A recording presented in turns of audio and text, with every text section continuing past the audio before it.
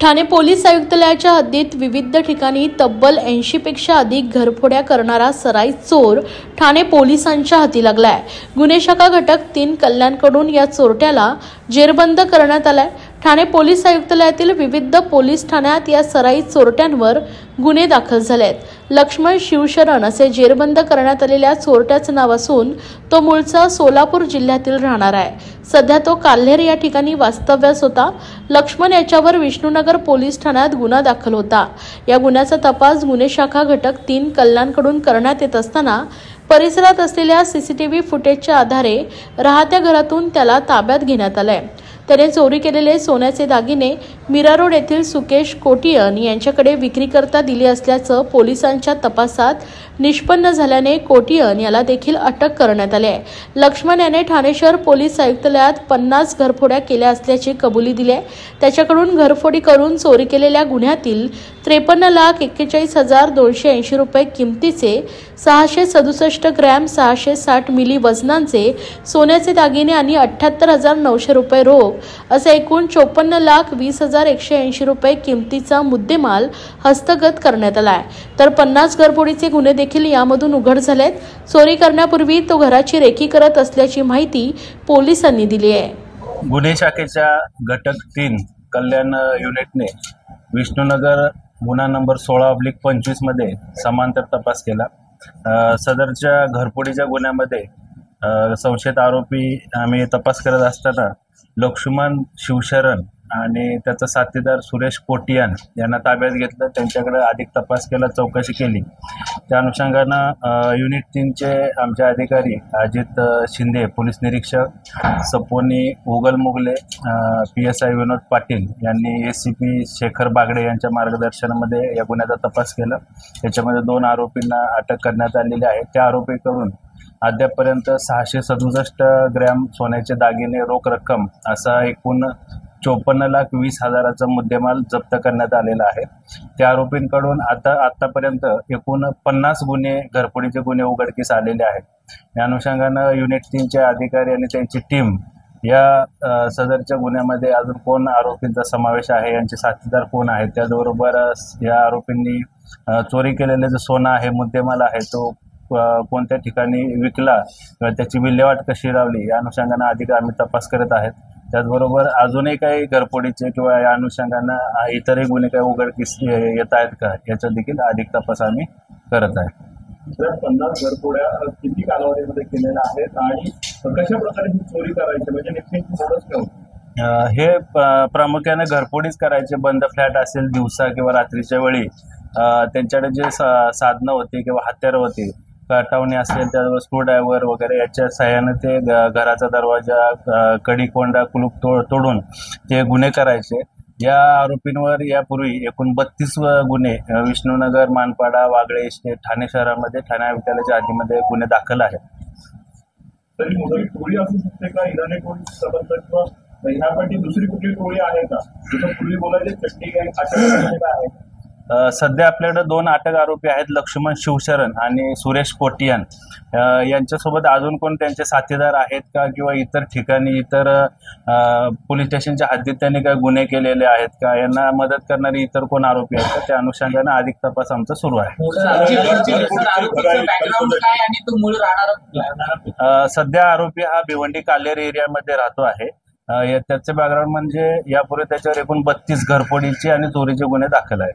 Sir, जे घरफोडी करायचे त्याचे पहिले रेकी वगैरे करायचे, रेकी किंवा ज्याला आपण पूर्ण पडताळणी करायचं म्हणतो त्या पद्धतीने हे घरावर वॉच ठेवायचे, जे घर बंद आहेत किंवा अचानकपणे सुद्धा यांनी तपासात असं निष्पन्न झालंय की अचानकपणे जाऊन जे बंद घर आहे त्याच्यामध्ये सुद्धा त्यांनी चोरी केलेली आहे। तर पोलिसांसोबत चॅलेंज होतं, बंद घरं असायचे, त्यामुळे कुठे आरोपी शोधणं किंवा मोठं आव्हान होतं। कशा प्रकारची कारवाई केली आणि ताब्यात घेतलेला?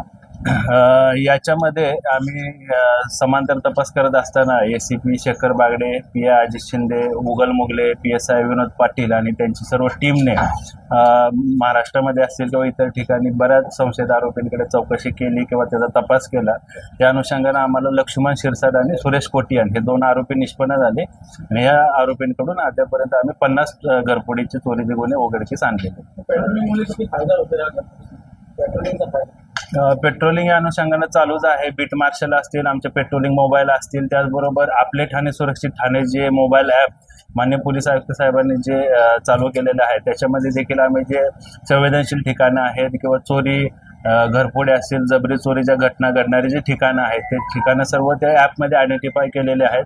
आमचे पोलीस अंमलदार, गोपनीय अंमलदार असतील, त्याचबरोबर मोबाईल व्हॅन असतील, पेट्रोलिंगच्या व्हॅन असतील, रात्रगस्तीच्या व्हॅन असतील, त्या सर्व ठिकाणी भेटी देतात, त्याचं फोटो घेतात आणि ते अपलोड त्या ॲपमध्ये केलं जातं, जेणेकरून वरिष्ठ स्तरावर देखील त्याचं एक मॉनिटरिंग त्या पद्धतीनं होतं.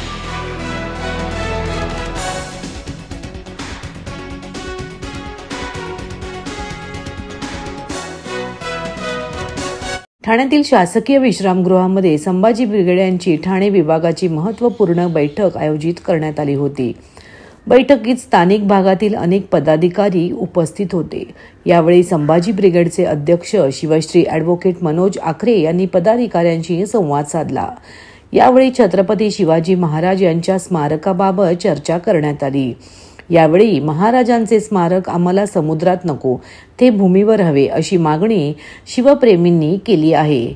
विधानसभा आणि लोकसभेचा निवडणुकीचा निकाल लक्षात घेता EVM मशीनवर बहिष्कार टाकत थेट बॅलेट पेपरवरती निवडणूक घ्यावी अशी मागणी संभाजी ब्रिगेडच्या पदाधिकाऱ्यांनी केली आहे. वारंवार पत्रव्यवहार देखील केलेला आहे. मात्र जर याकडे लक्ष दिले जात नसेल तर आगामी काळामध्ये संपूर्ण भारतभर जन आंदोलन सुरू करू असा इशारा देखील त्यांनी दिला आहे. शिवस्मारक समुद्रात नको तर भूमीवर झालं पाहिजे. स्थानिक स्वराज्य संस्थांच्या निवडणुकीमध्ये EVM मशीनवरती बहिष्कार टाकण्याचा निर्धार करून जन आंदोलन छेडण्याचा इशारा दिला आहे. तसेच आगामी काळातील निवडणुका स्वबळावरती लढण्याचा निर्णय या बैठकीदरम्यान घेण्यात आला. संभाजी ब्रिगेडच्या ठाणे विभागाची बैठक ठाण्यातील शासकीय विश्रामगृह येथे संपन्न झाली.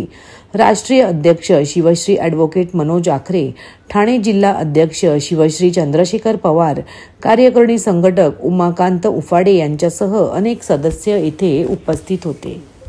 या महाराष्ट्रामध्ये निवडणुका संपन्न झाल्या, विधानसभेच्या, लोकसभेच्या, आणि आपण पाहिलं की EVM बद्दल प्रचंड मोठं रान उठवलं गेलं होतं आणि या EVM विरोधात रान उठवल्यानंतर सुद्धा सरकारनं कुठलीही दखल घेतलेली नाही. परंतु आता स्थानिक स्वराज्य संस्थांच्या निवडणुका आहेत आणि सर्वसामान्य लोकांच्या हितासाठी हे सगळे हाऊस, जिल्हा परिषद असेल, पंचायत समिती असेल, नगर परिषद असेल, महानगरपालिका असेल, नगरपंचायत असेल, यांची निर्मिती झालेली आहे.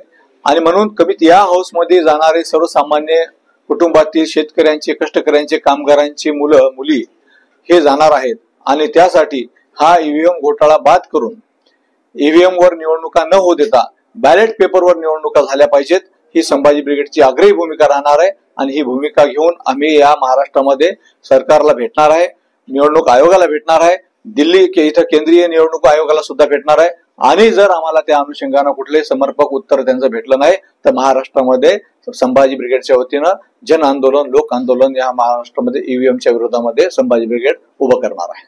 निवडणूक आयोगाच्या विरोधातही आपण आक्रमक भूमिका देत आहात. नेमकं येत्या काळात कसं काय आपलं आंदोलन? कारण वारंवार पर्याय देऊन निवडणूक आयोग ऐकत नाही. कारण EVM हे बाद झालेले सर्व लोक सांगत असताना EVM वरचा अट्टहास निवडणूक आयोग सोडत नाही. आणि म्हणून महाराष्ट्रामध्ये स्थानिक स्वराज्य संस्थांच्या निवडणुका ह्या बॅलेट पेपरवर होऊ शकतात. यापूर्वी ह्या निवडणुका अनेक झालेल्या आहेत. हे सगळं असताना निवडणूक आयोग का अट्टहास करते याचं आम्हाला हे जाणून घेणं गरजेचं आहे. कारण वारंवार सगळं समजलेलं आहे की EVM घोटाळे आहेत. आज महाराष्ट्रामध्ये कितीतरी पडलेल्या उमेदवारांनी केसेस दाखल केलेल्या आहेत EVM बद्दल. आणि मग संवेदनशील असलं पाहिजे या निवडणूक आयोगानं, परंतु निवडणूक आयोग कुठेही संवेदनशील नाही. जे काही सरकार सांगणार त्याचंच ते ऐकणार. आणि ही स्वायत्त संस्था असल्या कारणानं त्यांनी स्वतः निर्णय ते घ्यायला पाहिजे होतं, परंतु आता ही संस्था स्वायत्त राहिलेली नाही. त्यामुळे आम्ही माननीय सरकारचे प्रतिनिधी, माननीय मुख्यमंत्र्यांसोबत चर्चा करणार आहे. निवडणूक आयोगासोबत चर्चा करणार आहे आणि स्थानिक स्वराज्य संस्थांमध्ये कमीत कमी निवडणूक ईव्हीएम झाला असलं ना पाहिजेत, बॅलेट पेपरवरच निवडणुका झाल्या पाहिजेत, ही आमची आग्रही भूमिका राहणार आहे. महाराष्ट्रातील भगिनींना आधार देणारी राज्य शासनाची मुख्यमंत्री माझी लाडकी बहीण योजना. या योजनेअंतर्गत अल्प उत्पन्न गटातील 21 ते 65 वयोगटाच्या भगिनींना मिळणार दरमहा 1500 रुपयाची मदत. अर्ज करण्यासाठी 31 ऑगस्ट 2024 पर्यंत मुदतवाढ. कुटुंबाचं वार्षिक उत्पन्न 2.5 लाख रुपयांपेक्षा कमी असलेल्या महिला पात्र. कुटुंबाकडे पिवळं किंवा केशरी रेशन कार्ड असल्यास उत्पन्नाचा दाखला आवश्यक नाही. पांढरं रेशन कार्ड असेल किंवा रेशन कार्ड नसेल तर कुटुंबाचं वार्षिक उत्पन्न 2.5 लाखांपेक्षा कमी असल्याचा दाखला आवश्यक. योजनेसाठीचा ऑनलाईन अर्ज नारी शक्ती दूत ऍप वरून किंवा पोर्टलवर भरता येईल. ज्या भगिनींना ऑनलाईन अर्ज भरता येत नसेल त्यांच्यासाठी अंगणवाडी, ग्रामपंचायत, वॉर्ड ऑफिस, सेतू सुविधा केंद्रामध्ये किंवा आशाताई बचत गटाच्या CRP यांची मदत उपलब्ध. आता आपल्याला अभिमानाने म्हणता येईल, सुखी आणि सुरक्षित आहे माझी लाडकी बहीण. राज्यातील गुइलेन बॅरे सिंड्रोम विषाणूचा तसेच अन्य साथींच्या रोगाचा वाढता प्रादुर्भाव रोखण्याकरिता पाण्याचं निर्जंतुकीकरण ग्रामपंचायत स्तरावर, पिण्याच्या पाण्याच्या स्त्रोतांची वितरण बिंदूंच्या पाणी नमुन्याची गावातील प्रशिक्षित महिला स्वयंसेवकांमार्फत प्रत्येक महिन्याला एकदा जैविक क्षेत्रीय तपासणी संचाद्वारे तपासणी करण्याचं आवाहन जिल्हा परिषदेचे मुख्य कार्यकारी अधिकारी रोहन घुगे यांनी केलंय. GBS विषाणूचा वाढता प्रादुर्भाव लक्षात घेता शुद्ध पाणीपुरवठा होण्याच्या अनुषंगाने गाव पातळीवर नळ पाणीपुरवठा योजनांचे स्त्रोत, शाळा, अंगणवाडी व नळाद्वारे घरामध्ये उपलब्ध होणारे पाणी यांच्या जैविक तपासणीसाठी आवश्यक पाणी नमुने अभियान स्वरूपामध्ये गोळा करून नजीकच्या भूजल सर्वेक्षण व विकास यंत्रणेच्या प्रयोगशाळेमध्ये जमा करून प्रादुर्भाव रोखण्यासाठी प्रयोगशाळेत जैविक तपासणी करण्यास प्राधान्य देण्यात येत आहे. ग्रामीण भागातील घरगुती व सार्वजनिक स्त्रोत 2365, ग्रामपंचायत कार्यालय 431, शाळा 1269, अंगणवाडी केंद्र 1152, आरोग्य केंद्र 33, उपकेंद्र 180 असे एकूण 5430 जलस्त्रोतांची तपासणी करण्यात येते. ग्रामीण कुटुंबाला कार्यात्मक घरगुती नळ जोडणीद्वारे पुरेशा प्रमाणात किमान 55 लिटर पाणी प्रतिदिन प्रतिव्यक्ती विहित गुणवत्तेचे पाणीपुरवठा करणे आवश्यक आहे.